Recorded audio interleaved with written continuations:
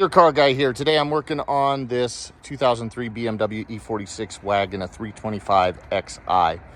The issue I've got is I've got an ABS and traction control lights on, and what's causing that, I've checked the codes. The codes are for the right rear wheel speed sensor not getting any signal. So we're going to change this right rear wheel speed sensor. It's really not difficult to change, but in order to do it, we're going to take this wheel off. So we need to jack the car up, get it safe on jack stands, make sure our wheels are chocked so it's not going to roll. So we'll get it to that point and I'll show you how easy this job is to do. With our wheel removed, we can see right here is our wheel speed sensor, and we've got one Allen headed bolt to take it out.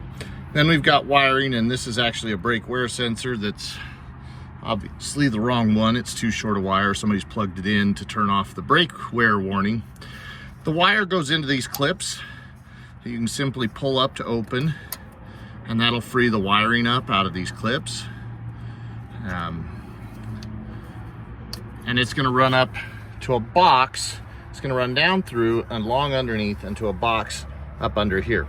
I'll show you in just a minute. We're going to go ahead and get our Allen socket out and take out this bolt. This bolt is a 5mm Allen, and so I'm trying to get a little better light. It's right between where my camera's going to automatically pick it up and where it's not. 5mm Allen bolt. I have the driver. You could use a regular Allen wrench, and we'll just simply remove that bolt. Once the bolt is removed, I'm going to shine in here. You can then take and pull out this wheel speed sensor. Now, I've had some that fight me. I've had others that come out really easily, like this one is. I say really easily. There it is, it's out. And just looking at it, I can see this tip has been damaged, probably from a bad wheel bearing or something before. It's a good sign that most likely it is the wheel speed sensor and not a issue with wiring upstream, but if it is, we'll figure that out. The next step is to get underneath the car, and you notice the jack's still there. It's not actually supporting the car. I've got it there just in case, for whatever reason, the jack stand were to fail. Now, the jack's a little bit in my way because right here underneath and right next to the fuel tank, back out a little bit, is this box that has the connection for the wheel speed sensor and the connection for that brake sensor, for the brake pad wear sensor. We'll just undo the clips there, and then we can pull out. Same thing here. We've got wiring in these clips. We'll just release that in order to get access in here. All right, undo that clip, pop that wire out. Now, the whole wheel speed connector will pop out of this box. And you want to be careful not to pull too hard and damage this wiring coming into the connector, because that would be bad. Now, it looks like somebody's been in here before. There's usually a tab that you have to push to undo this connector that keeps it locked. And you would just push the tab in and then you could pull the connector apart. In this case, because it's broken, we'll just be able to pull it apart. And I may need both hands to do this instead of one holding the camera, but it really shouldn't be too difficult, but it may take a little bit of just pulling and a little energy to get it apart. And it did just take a little bit to get it apart. You know, there's a weather seal in there, and we've got the wheel speed sensor. So now I can thread it out through this hole, and then I will be able to change the sensor out. Okay. So I'm pulling that through that lower control arm, and there is enough room for that to just come right out. We've got our old sensor removed. Now we'll grab our new one and we'll stick it in. There's our new sensor. We've matched it up to the old one. And what I'm going to do is I'm going to start by putting the actual sensor back into its hole and get that in there. And I'll line up my bolt. Try to give a better view there. Now, it may take some force to press that down in all the way. and we'll get our bolt lined up and put in.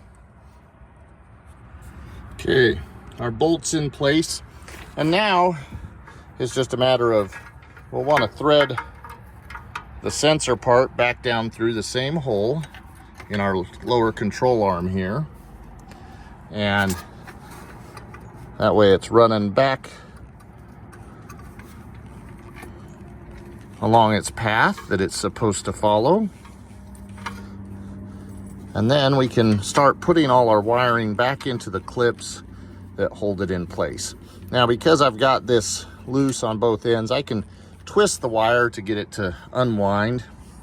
And then you'll see there are these spots, and that's kind of what tells you where that goes into these clips, so that you're not worrying about, hey, am I in the right spot? And then we'll just lock the clips back down by pressing them closed. All right, I'll continue underneath and slide my sensor back into the clips so that it's in the place that it should be. And you'll note that it's actually supposed to go behind on this one. And then this wire fits down into this little gap here. And you say, hey, why aren't I taking that out right now? I'm gonna have to order this brake sensor, the correct one, later and put it on. But I can, in the meantime, get this put together. Now, I want to plug in my connector. There's only one way it can go. You'll see there is a, try to see it, shape here, and I don't know that that's focusing properly. I can't tell because of my glasses. And there's a direction it's gonna go here. We're gonna plug this back together, and then we'll get it buttoned up. We'll just slide it right back into this enclosure, close and lock it, and then we can put our wheel on and test it. All right, sensor's plugged back in, door's closed, we're wired back up. I'm gonna zip tie this wire up here back to this just to keep it from flopping around, and we're gonna put the wheel and tire on. All right, now that we've got the new wheel speed sensor in, we're gonna check and see if that has fixed it. Now, understand my traction control and ABS lights often will stay on until I drive it, but I can actually see that they were on and they've shut off already, just having the wheel speed sensor in there, which tells me previous wheel speed sensor had a open. It was definitely broken internally or in the wiring, and so I shouldn't get any lights coming on for traction control and wheel speed, which is great. I do have my yellow light for the oil that shows up there at first. That's just because the oil level sensor is bad and it needs some washer fluid, and I need to put my seatbelt on for this test to make sure that everything works now. Let's make sure it doesn't set a new code for the wheel speed.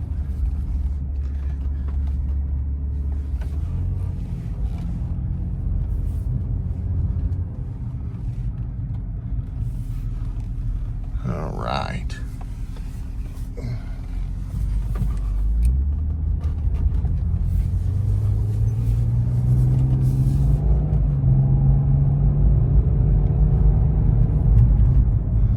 Look at that.